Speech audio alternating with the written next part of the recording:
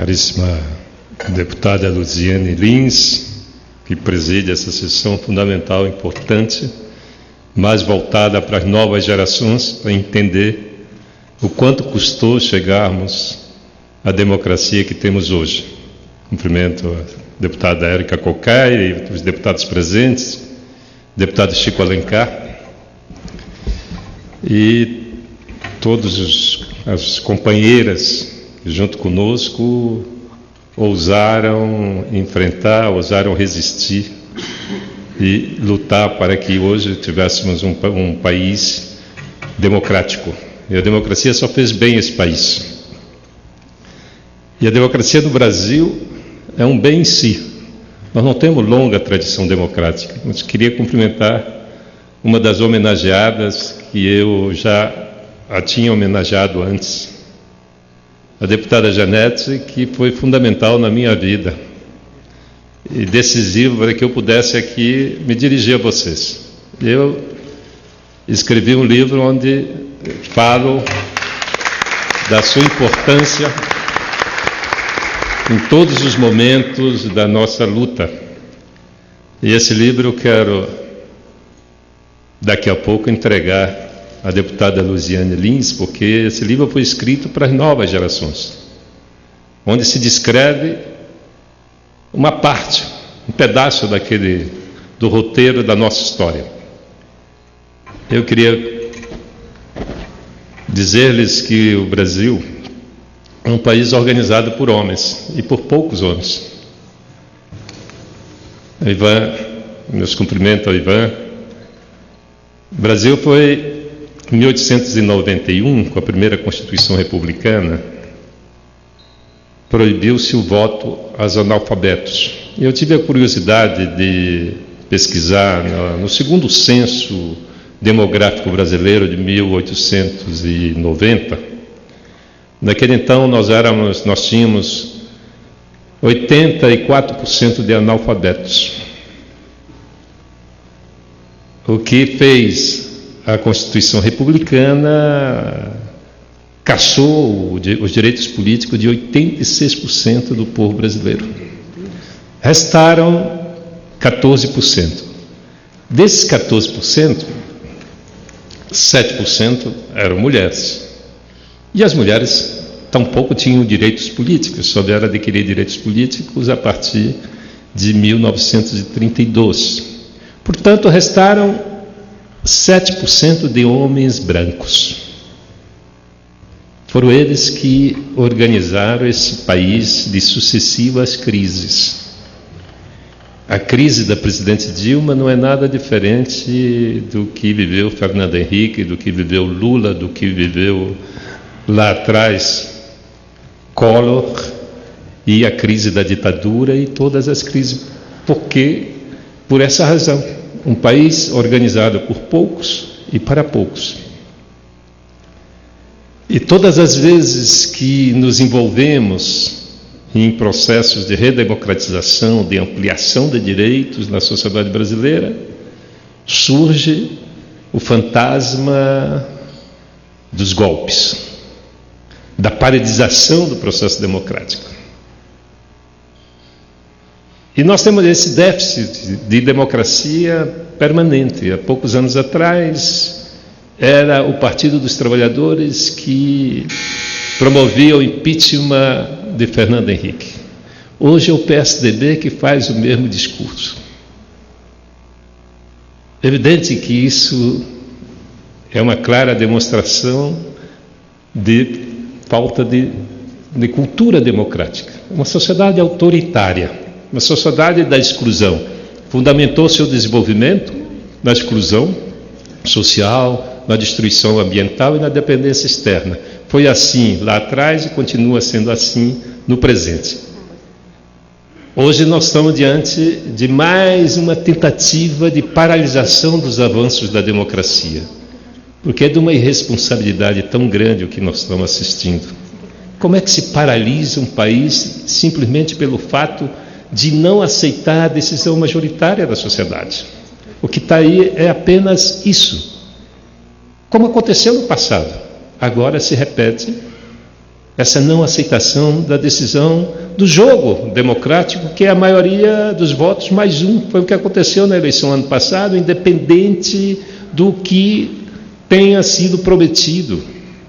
Então, o que nós estamos vivendo hoje é mais uma tentativa de brecar a democracia, de desconstruir direitos que custou vidas, sacrifícios e lembranças amargas de muitas mulheres que estão nesse plenário de sofrimento. E nós não queremos e não vamos aceitar que isso, pelo menos, se ensaie de se reproduzir. É inaceitável qualquer possibilidade de paralisação dos avanços, das conquistas democráticas da sociedade brasileira. Eu queria lhe dizer, deputada Luziane Lins, que esse é um momento importante que Vossa Excelência traz aqui. Eu tenho certeza que na hora que Vossa Excelência propôs homenagear as mulheres que lutaram e as mulheres que lutam, certamente não estava previsto essa decisão estapafúrdia, uma decisão que parte de um presidente sem legitimidade, porque não é possível que alguém, sob todo tipo de suspeitas, com investigações, com uma trajetória absolutamente clara para a sociedade brasileira de um facínora, possa propor uma ideia desse tipo. E eu finalizaria dizendo que a democracia no nosso país, esse bem que nós estamos construindo, é uma planta que tem que continuar sendo regada todos os dias. Não é algo que a gente possa se distrair ou se descuidar. A democracia fez muito bem ao Brasil. Isso estamos vivendo. Nós estamos vivendo essa luz no final do túnel, com as instituições funcionando, o Ministério Público funcionando, a Justiça pretendendo, porque é uma justiça também moldada por poucos. É um judiciário muito omisso, mas de repente esse judiciário começa a mostrar que é possível fazer justiça para todos, que esse país deixe de ser o país que persegue os pobres, não é? E que também coloque os magnatas na cadeia, como nós estamos vendo hoje lá no Paraná. E por último, eu gostaria de manifestar aqui, eu vi a ministra falando que ela não está satisfeita em ter visto que os torturadores passaram suas vidas sem responder pelos seus crimes, não é? E eu fico imaginando que o nosso país, em função disso, de não punir os crimes praticados pelos torturadores, pela ditadura, terminaram trazendo essas mesmas práticas para o presente. A tortura do passado está presente cotidianamente na vida da sociedade brasileira. Rubens Paiva, que perdeu a vida, entrando na sua casa, depois de num feriado de São Sebastião, em 1971, vindo da praia, foi arrastado pelos brutamontes da ditadura e desapareceu.